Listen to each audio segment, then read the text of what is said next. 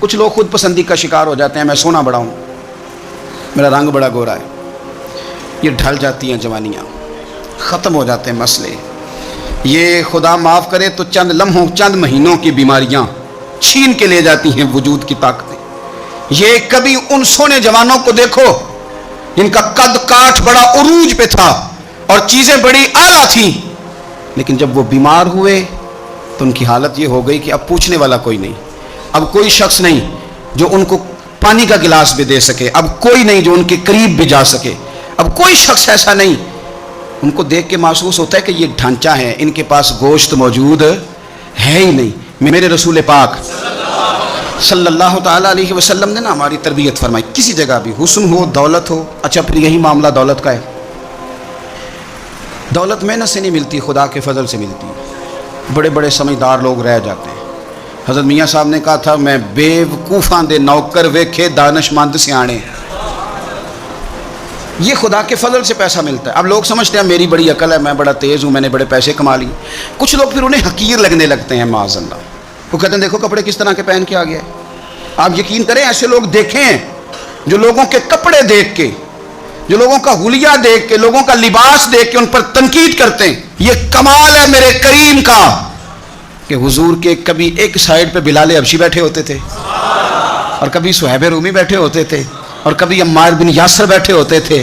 قربان جائیں کیا شان ہے۔ کسی نے کہا یا رسول اللہ ہر وقت غریبوں کے بیچ نظر آتے ہیں۔ فرمایا تم یہاں کی بات کرتے ہو، میں تو جب جنت میں جاؤں گا تو پھر بھی آگے پیچھے دائیں بائیں غریب لوگ ہی ہوں گے، انہی کے بیچ سج سنور کے جاؤں گا۔ کچھ لوگوں کا مسئلہ برادری کا ہے، ان کی برادری بہت بڑی ہے، قبیلہ بہت بڑا ہے، اوہو انہوں کسی نے بتا دیا ہے کہ جناب تو بہت عظیم الشان قبیلے سے تعلق رکھتا ہے، تیرا بہت بڑا منصب ہے، بڑا مقام ہے، تجھے تو لوگ چودھری صاحب کہتے ہیں۔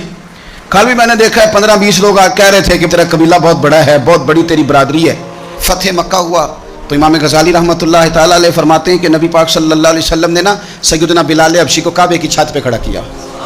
یہ کس نے ذروں کو اٹھایا اور صحرا کر دیا، یہ دیکھو کس نے قطروں کو ملایا اور دریا کر دیا، کس کی حکمت نے یتیموں کو کیا در یتیم اور غلاموں کو دنیا بھر کا مولا کر دیا۔ نبی پاک صلی اللہ علیہ وسلم نے سیدنا بلال کو کعبے کی چھت پہ کھڑا کیا تو حارث بن حشام اور سہیل بن عمر یہ کہنے لگے دیکھو ایک سیاہ فام کو اذان دینے کھڑا کر دیا ہے۔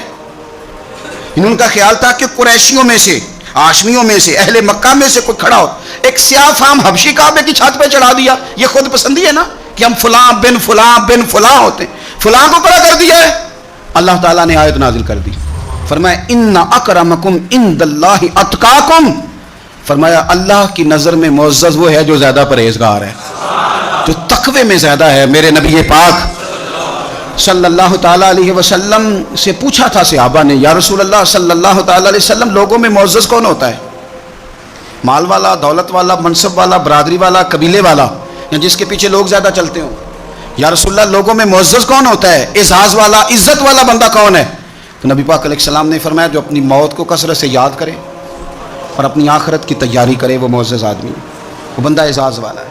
امام غزالی روایت لائے، جس نے آخرت کو بھلا دیا ہے اور دنیاوی معاملات کے اندر ہر وقت الجھا رہتا ہے وہ بندہ اعزاز والا نہیں۔